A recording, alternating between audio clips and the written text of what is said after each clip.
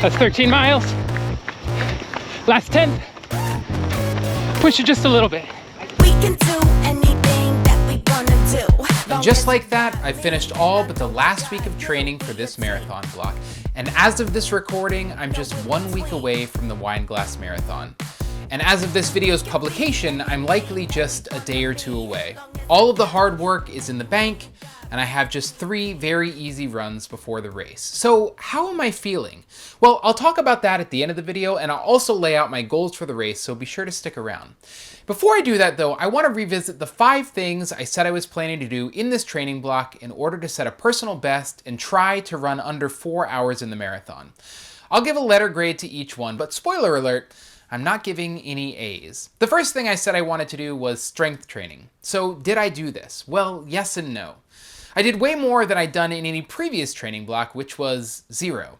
But I sort of fell off my routine about the time I injured my foot. So not perfect by any means, but something. I'll give my strength training a C+.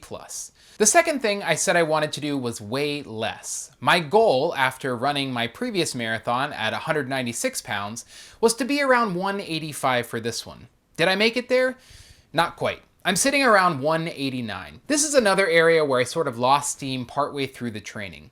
I'll give myself a B- for this one though. The third thing I said I wanted to do was run slower to run faster. This is probably the one I came closest to accomplishing this training block, but it's not for the reasons you might think. I'd say for the most part, I didn't run too slowly in most of my runs, but I did maintain a good zone 2 heart rate for the majority of them. So how did that happen? I think it's a product of building on fitness I had from previous training blocks. So did I run slower?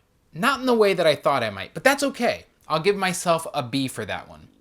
The fourth thing I said I was going to do was no speed sessions and no hill sessions. And you know what? I actually knocked that one out of the park, so forget what I said before, A+. The last thing I said I was going to do was fuel better. I've done my best to dial this in during my training runs, but I won't know how this actually works until after the race, so that one will mark as an incomplete for now.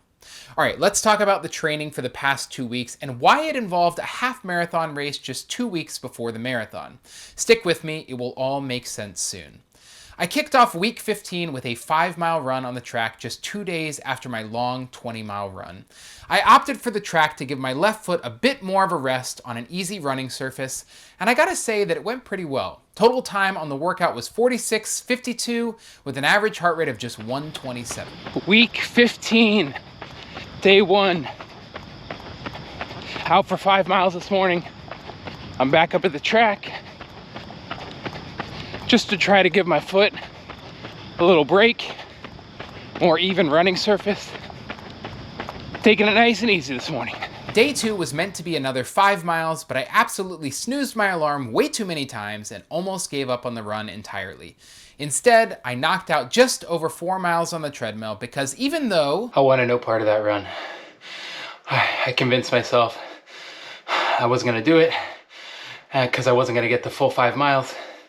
But then I said, you know what? Some miles are better than no miles. So I ended up doing 4.1. I'll make up the rest of the miles later.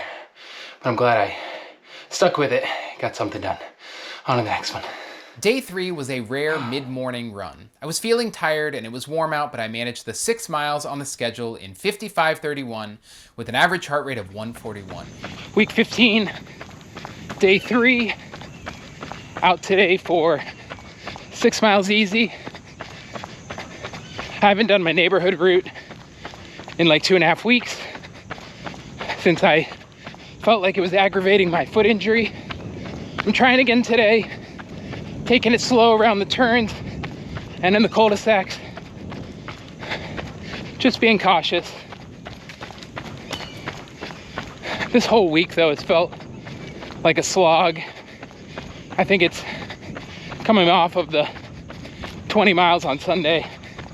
That was hard. So, just trying to give myself a little grace. Get those miles in. 1 hour later. Oh, okay. That's 6 miles finished. That was horrible.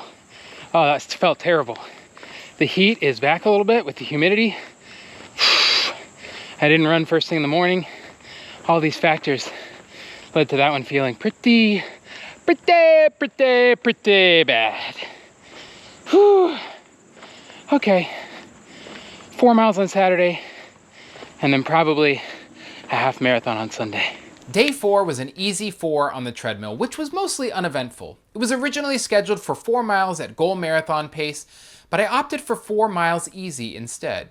Why do you ask? Well, that brings me to day 5. Now, originally on the schedule, I was meant to do 12 miles. And sure, I could have gone to my local trail and knocked out an easy run, but on that same day was a really fun half marathon I'd done one time before. So instead of running 12 miles on my own, I pushed myself and ran 13.1 instead. How did it go? Well, let's find out. Good morning. It is Sunday morning, September 21st. It is my last really long run before the marathon in 2 weeks. What am I doing today? I am running a half marathon. I'm running the Parks Half Marathon in Maryland. The main reason I signed up to do this was because I really wanted to test myself in a race environment, and my goal today is not to set a personal best in the half marathon. It really is to pace myself as if I was running a marathon so that I can see what that feels like in advance of the actual race on October 5th. So I'm gonna go out, enjoy. It's a pretty nice morning. It's relatively cool, not as cool as I would have hoped, but cool enough. And I'm just gonna take it relatively easy, maybe right around the 2-hour mark. So let's go run a half marathon.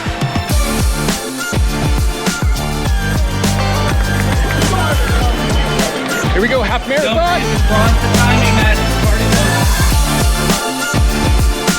Just past mile 1. A little slow, but we're speeding up now.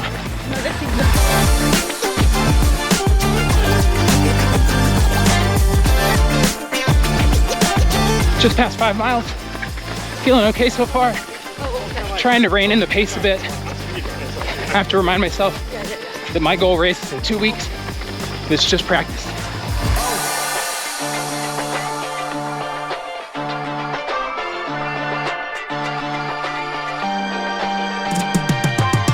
Through 10 miles. Just a little 5K to go. Nice and steady. Just past mile 11. 2 to go.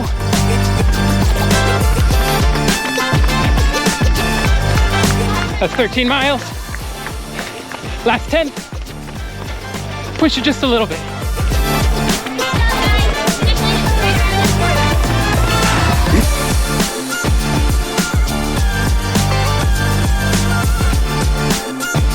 Eileen Basso from Silver Spring. Josh Goldman, congratulations on your finish in the Parks Half. Okay, officially finished the race. Felt pretty good. My pacing was pretty good for what I wanted to do. I think I finished in like just about 1:59, maybe a tad fast for what I'm gonna try to do for the marathon. But especially for like the last 6.5 miles of the half, I didn't really feel like I was pushing it too much. And this course was way hillier than the marathon's gonna be. And I haven't really been training hills, so I'm gonna take that as a win. One thing I will say is I got new socks, and I know you're not supposed to try anything new on a race day, but I figured I should try it today before I tried it on marathon day. And I'm wearing these wool socks, and they are soaking wet with sweat. And I only went 13 miles, so yeah, might have to wear a different pair of socks for the actual marathon, or hope that it's cooler because it's about 70 degrees, pretty humid today. So, all right, I'll take that as a win. 2 weeks of training left, and we're officially in the taper. So yeah, that went about as well as I could have hoped. A nice and even half marathon, which led right into week 16 and the first of 2 taper weeks. Days 1, 2, and 3 of week 16 were 4 miles easy. Actually, day 3 was supposed to be 5 miles, but I only had time for 4. I took the first 2 outside and then knocked out the third on the treadmill since the weather wasn't ideal.